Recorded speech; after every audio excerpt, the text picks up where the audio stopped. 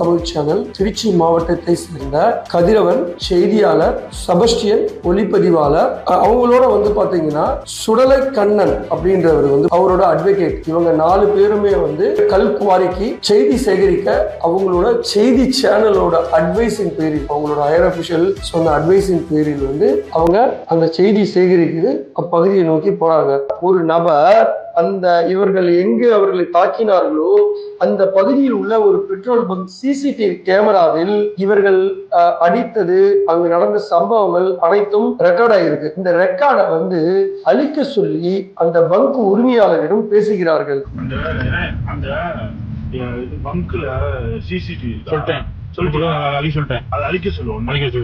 News Tamil channel பாத்தீங்கன்னா திரு Palaniandi MLA அடிப்பது போல் வீடியோவை ரிலீஸ் செய்திருக்கிறாங்க.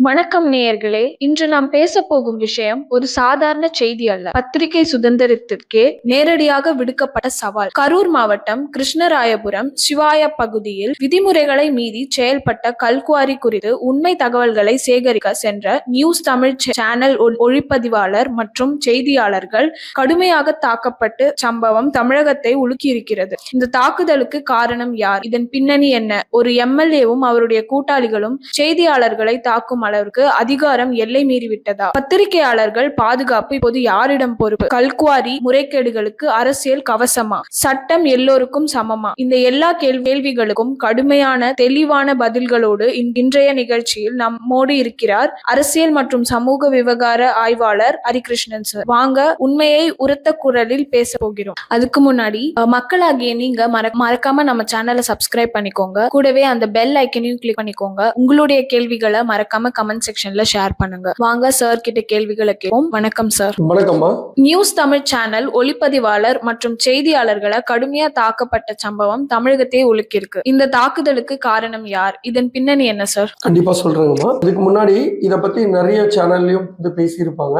நாம ஏன் இத கொஞ்சம் தாமதமா போடுறோம் அப்படின்னா கொஞ்சம் டீடைல்டு இன்ஃபர்மேஷன் எடுத்துட்டு பேசுவோமே அப்படின்னு சொல்லி இருந்தேன். ஆக்சுவலி பாத்தீங்கன்னா நியூஸ் தமிழ் சேனல் திருச்சி மாவட்டத்தை சேர்ந்த கதிரவன், செய்தியாளர், செபஸ்டியன், ஒளிப்பதிவாளர், அவங்களோட பாத்தீங்கன்னா சுடலை கண்ணன் அப்படின்றவர் பாத்தீங்கன்னா காவேரி நீர்வள ஆதார பாதுகாப்பு சங்கம் அப்படின்னு ஒரு சங்கத்தை வச்சிருக்காரு. அவரோட அட்வொகேட். இவங்க 4 பேருமே சம்பவ இடமான கரூர் கிருஷ்ணராயபுரத்தில் உள்ள சிவாயம் பகுதியில இருக்கிற கல்குவாரிக்கு செய்தி சேகரிக்க அவங்களோட செய்தி சேனலோட அட்வைஸின் பேரில், அவங்களோட ஹையர் அபிஷியல் சொன்ன அட்வைஸின் பேரில் அவங்க அந்த செய்தி சேகரிக்குது அப்பகுதியை நோக்கி போறாங்க. எதற்காக இந்த கல்குவாரியை நோக்கி இவங்க போறாங்க அப்படின்னா விதிமுறைக்கு மீறி இந்த கல்குவாரியில கல் வெட்டி எடுக்கிறாங்க அப்படின்ற சாராம்சம் தான். சோ இவங்க இங்க இருந்து போறாங்க. போயிட்டு இருக்க முன்னாடி இந்த கல்குவாரியில இருந்து கொஞ்சம் டிஸ்டன்ஸ்லயே நின்னுடுறாங்க. சோ அவங்க கல்குவாரிக்கு போல. சோ அப்போ கொஞ்சம் டிஸ்டன்ஸ்லயே நிக்கும் போது என்ன பண்றாங்க அப்படின்னா அங்க போய் கல்குவாரியில போய் ஆய்வு எடுக்கிறது அவ்வளவு சேஃபா இருக்குமா அப்படின்றது அவங்களுக்கு ஒரு அச்சத்தை ஏற்படுத்தி இருக்குன்னு நினைக்கிறேன். இல்ல அது சந்தேகத்தை ஏற்படுத்தி இருக்குன்னு நினைக்கிறேன். சோ அதனால என்ன பண்றாங்கன்னா கொஞ்சம் டிஸ்டன்ஸ் மெயின்டைன் பண்ணி நின்னுட்டு தாங்க போன அந்த கார்ல நின்னுட்டு ட்ரோன் கேமரா மூலியமா இவங்க அந்த பகுதியை ட்ரோன் கேமரால செலுத்தி அங்க என்ன நடக்குது அப்படின்றத லைவா தங்களுடைய சேனலுக்கு கம்யூனிகேட் பண்ணலாம்னு சொல்லி பிளான் பண்றாங்க. சோ பிளான் பண்ணும்போது என்ன ஆகுதுன்னா அவங்க ட்ரை பண்ணும்போது ஒரு குறிப்பிட்ட பகுதிக்கு மேல அந்த ட்ரோன் கேமரா போகாம டிஸ்கனெக்ட் ஆகுது. சோ இதனால அவங்க ஒரு 2-3 டைம்ஸ் அட்டெண்ட் பண்றாங்க. எப்படி இந்த ஏன் இதை டிஸ்கனெக்ட் ஆகுது அப்படின்ற டைம்ல அந்த பகுதியை நோக்கி ஒரு கார் வருது. அந்த கார் வரவர் என்ன பண்றாருன்னா காரை ஓரமா நிப்பாட்டிட்டு தன் இயற்கை உபாதைக்காக போற மாதிரி போயிட்டு இவங்க ஏன் எதுக்கு நிக்கிறாங்க அப்படின்ற மாதிரி ஒரு கேள்வியோட அவர் உள்ளுணர்வு ஒரு கேள்வி ஏற்படுது. ஸோ மீண்டும் தன்னுடைய கார்ல எடுத்து பயணத்தை தொடரலாம்னு அந்த நபர் நினைக்கும் போது ஸ்டில் இவங்க ட்ரோன் கேமரா விட்டு ட்ரை பண்ணிட்டு இருக்கிறத பார்த்துட்டு நீங்க எல்லாம் யாரு, எதுக்கு இங்க நிக்கிறீங்க அப்படின்ற மாதிரி கேட்கிறாரு. கேட்கும் போது இவருக்கு அந்த நபருக்கு வந்து இந்த நியூஸ் தமிழ் சேனல் டீம் மேல ஒரு டவுட் வருது. உடனே என்ன பண்றாரு அவர் வந்து பாத்தீங்கன்னா பின்னாடிதான் தெரிய வருது அவர் கல்குவாரி அந்த நிறுவனத்துல ஒரு பணியாளர் பல தோணுது. அவர் என்ன பண்றாரு, அவர் உள்ள இருக்கிற தன்னோட டீமுக்கு வந்து இந்த தகவலை தெரிவிக்கிறார். அப்ப அடுத்த ஒரு 10-15 நிமிஷத்துல வந்து பாத்தீங்கன்னா ஒரு 50 பேர் சுமார் 50 பேர் வந்து கார்ல வர்றதா நமக்கு தகவல் வந்து சொல்றாங்க. நிறைய நியூஸ் சேனல் எல்லாம் நம்ம பார்த்திருப்போம். வராங்க, வந்துட்டு என்ன பண்றாங்க, அவங்க இவங்க கிட்ட வந்து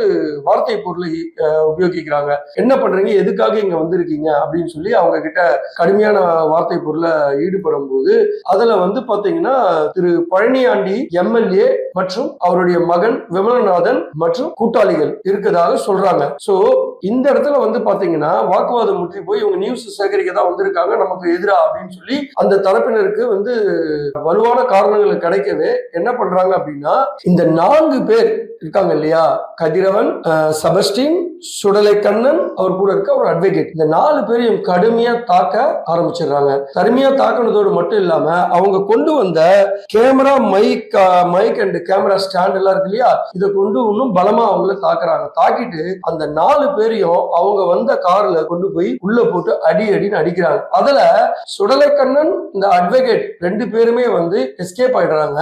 எஸ்கேப் ஆகி தப்பிச்சு வந்துடுறாங்க. தப்பிச்சு வந்துட்ட பிறகு இந்த சுடலை கண்ணன் வந்துதான் நியூஸ் சேனலுக்கும் சரி போலீஸ்க்கும் சரி மத்தவங்களுக்கு வெளியிலேயே வந்து இந்த மாதிரி ஒரு இன்சிடென்ட் நடந்தது அப்படின்றத கம்யூனிகேட் பண்றாரு. அப்பதான் இந்த மாதிரி ஒரு விஷயம் நடந்திருக்கிறதா வெளியில ஸ்ப்ரெட் ஆகுது. சோ இது ஒரு பக்கம் இருக்கு. இப்போ இவங்க வந்து அந்த நியூஸ் தமிழ் சேனலோட செய்தியாளர் மற்றும் ஒளிப்பதிவாளர் இவங்க 2 பேரையுமே வந்து அந்த கார்ல கடத்தி கொண்டு போறதா சொல்லப்படுகிறது. சோ கடத்தி கொண்டு போகும்போது பாத்தீங்கன்னா அவர்கள் ஆடியோ கான்வர்சேஷன் வந்து இன்னைக்கு சோசியல் மீடியால பலதரப்பட்ட சேனல் மூலமாவும் சரி ஸ்ப்ரெட் ஆயிட்டு இருக்கு. சோ அதுல என்ன பேசிட்டு இருக்காங்கன்னு நீங்க பாத்தீங்கன்னா இவர்கள் காவல்துறையிடம் அதாவது காவல் ஆய்வாளர் அவர்களிடம் தைரியமாக இந்த விஷயங்கள் எல்லாம் சொல்லி நாங்க அடிச்சு 2 பேரை பிடிச்சிட்டு கொண்டு வரோம் ஸ்டேஷனுக்கு அப்படின்னு சொல்றாங்க. அப்போ எதிர்த்தரப்பில் இருக்கும் ஆய்வாளர் அது நியூஸ் 7 சேனலுக்கு சம்பந்தப்பட்ட ஊழியர்கள் தான் அப்படின்றதையும் ஒரு பேரை சொல்லி அவர் கேட்கிறாரு. கேட்கும்போது இவர்களுக்கு பலத்த சந்தேகம் ஏற்படுகிறது. அந்த கான்வர்சேஷன்லயே அந்த டெலிபோன் உரையாடல் கான்வர்சேஷன்லயே வந்து பாத்தீங்கன்னா ஒரு நபர் அந்த இவர்கள் எங்கு அவர்களை தாக்கினார்களோ அந்த பகுதியில் உள்ள ஒரு பெட்ரோல் பங்க் சிசிடிவி கேமராவில் இவர்கள் அடித்தது அங்கு நடந்த சம்பவங்கள் அனைத்தும் ரெக்கார்ட் ஆயிருக்கு. இந்த ரெக்கார்டை வந்து அழிக்க சொல்லி அந்த பங்க் உரிமையாளரிடம் பேசுகிறார்கள். அப்போது விமலநாதன் அதாவது பழனியாண்டி அவருடைய மகன் விமலநாதன் அந்த 1 மணி நேரம் ரெக்கார்ட் ஆனதை அழிக்க சொல்லி அந்த பெட்ரோல் பங்க் உரிமையாளரிடம் கேட்கிறார். எதற்கென்றால் காவல்துறையை சேர்ந்தவர்களோ அல்லது நியூஸ் சேனலை சேர்ந்தவர்களோ அந்த வீடியோ ரெக்கார்டை கேட்கலாம், அதனால் அதை அழித்து விட்டால் நன்றாக இருக்கும் என்று பேசும் டெலிபோன் உரையாடல் வெளியாகி பயங்கர அதிர்ச்சிக்குள்ளாகி இருக்கிறது. சோ ஒரு விஷயத்தை இங்க நம்ம புரிஞ்சு கொள்ளணும், நியூஸ் சேனல் இருக்கிறவங்க இத மாதிரி தவறு நடக்கும் இடத்தில் நியூஸை சேகரிக்க செல்வது இயற்கையான ஒரு விஷயம். இதுல இவர்களுக்கு பழனியாண்டு தரப்பினருக்கு ஏதாவது பிரச்சனை என்றால் என்ன செய்ய வேண்டும், அவர்களிடம் சென்று இங்கு வராதீர்கள் என்று சொல்லலாம், அல்லது காவல்துறையிடம் முறையிடலாம், இவர்கள் சட்டத்துக்கு புறம்பாக செயல்படுகிறார்கள் என்று சொல்லலாம். அதை எதுவுமே செய்யாமல் அவர்களை அடிப்பதற்கு இவர்களுக்கு யார் உரிமை கொடுத்தது, இது அத்தனையும் முதல்வர் கவனத்திற்கு சென்றுள்ளதா என்பது $1,000,000 கேள்வியாக இந்த நம்முடைய தமிழ்நாடு மக்களுக்கு தோன்றுகிறது. ஒவ்வொரு நாளும் இதுபோல் பல பிரச்சனைகளை இந்த திராவிட மாடல் அரசாட்சியில் நடந்து கொண்டிருக்கிறது. இது எல்லாமே தெரிந்தும் தெரியாமலும் நமது தமிழக முதல்வர் அமைதியாக செல்வதற்கு நோக்கம் என்ன? கூடிய விரைவில் இன்னும் 2 மாதத்தில் தமிழக தேர்தல் நடக்க போகிறது. இந்த இந்த சூழ்நிலையில் இதுபோல் பலவிதமான கட்டுக்கடங்காத அசம்பாவிதங்களும் சம்பவங்களும் தமிழகத்தில் நடந்து கொண்டிருப்பது மிகுந்த வேதனை அளிக்கிறது. சார், இந்த நியூஸ் தமிழ் சேனல் செய்தியாளர் மற்றும் ஒளிப்பதிவாளர் திருச்சி மாவட்ட சேர்ந்தவங்கன்னு சொல்லப்படுது. அவங்க ஏன் சார் கரூருக்கு போனாங்க? இதுல ஏதாச்சும் உள்நோக்கம் இருக்கா? இதுல பாத்தீங்கன்னா முதல் ஒரு விஷயத்தை நம்ம எல்லாரும் காமனா புரிஞ்சுக்கணும். செய்தி சேனல் அண்ட் ஊடகத்தை சேர்ந்தவங்க இந்த பகுதியில தான் இருக்கணும், அந்த பகுதியில தான் இருக்கணும் அப்படின்னு எந்த கட்டாயமும் கிடையாது. சோ அவர்கள் செய்தி சேகரிக்க, அதாவது சமூக பிரச்சனையை சார்ந்த விஷயங்களுக்கு எந்த இடத்துல ஒன்னாலும் போய் அவங்கள செய்தி சேகரிக்கலாம். அதே நேரத்துல அவங்க பாத்தீங்கன்னா அந்த செய்தி நிறுவனத்தோட ஹையர் அபிஷியல்ஸ் சொல்லிதான் அங்க போறாங்க. அதனாலதான் அவங்க பாத்தீங்கன்னா லைவா அதை ட்ரோன் மூலியமா டெலிகாஸ்ட் பண்றதுக்கு முயற்சி பண்றாங்க. இதுல எந்த இடத்துலயும் அவங்க தனிப்பட்ட விஷயத்துக்காகவோ அவங்களோட உள்ளர்த்தத்துக்காகவோ அங்க போலன்றது இதுல இருந்து நமக்கு தெளிவாக தெரிகிறது. சார், இந்த குவாரிக்கு ஆல்ரெடி அனுமதி வழங்கப்பட்டதா சொல்லப்படுதே சார். ஆனா இது எந்த இடத்து விதிமீறலா மாறப்பட்டது சார்? பொதுவா இந்த கல்குவாரி யாருக்கு அனுமதி வழங்கப்பட்டதா சொல்றாங்க அப்படின்னா, அதோட இந்த கல்குவாரி யாரோடது அப்படின்னு சொல்றாங்கன்னு பாத்தீங்கன்னா, திரு பழனியாண்டி எம்எல்ஏ ஸ்ரீரங்கம் சட்டசபை தொகுதிக்கு உட்பட்டவர். அதுல அவர் எம்எல்ஏவா இருக்காரு. இவருக்கு இந்த கல்குவாரிக்கு அனுமதி வழங்கப்பட்டிருக்கு. அந்த கல்குவாரி பேர் என்னன்னு பாத்தீங்கன்னா rough stone and gravel quarry. அனுமதி வழங்கப்பட்ட 4 ஆண்டு 10/7/2014 முதல் 9/7/2019 வரை அனுமதி வழங்கப்பட்டிருக்கு. சரி, இந்த அனுமதி வழங்கப்பட்ட இந்த நாள் முடிஞ்சிருச்சு சார். அப்போ இவ்வளவு நாள் அவர் எடுத்துட்டு இருக்காரா? ஆமா, அது அவரு வரையறுக்கப்பட்ட அளவை விட விதிகளை மீறி அவர் இந்த இடத்துல கல்குவாரியில அவர் சொல்லுவாங்க கிராவல், அதை அவர் வெட்டி எடுத்துட்டு இருக்காரு. சரி, இது எப்ப இது வெளிச்சத்துக்கு வருது அப்படின்னு நீங்க பாத்தீங்கன்னா, கரூர் மாவட்டத்துல புவியியல் அண்ட் கனிமத்துறை பாத்தீங்கன்னா வருவாய்த்துறையும் சேர்ந்து 2023ஆம் ஆண்டு கரூர் மாவட்டத்தில் இயங்கி கொண்டிருக்கும் 42 குவாரிகளையும் ஆய்வுக்கு உட்படுத்துறாங்க. அப்ப உட்படுத்தும் போது பாத்தீங்கன்னா இங்க இருக்கிற இந்த 42 குவாரியிலையும் எல்லாருமே வரையறுக்கப்பட்ட விதிமுறைகளை மீறி கல்களை வெட்டி எடுக்கிறாங்க அப்படின்னு சொல்லி இவங்க இத கவுண்ட் பண்றாங்க. இத பண்ணிட்டு இதுல மொத்தம் ஓவரால் இந்த 42 குவாரிக்கும் பாத்தீங்கன்னா 44 கோடியே 65 லட்சம் பாத்தீங்கன்னா பெனால்டி போடுறாங்க.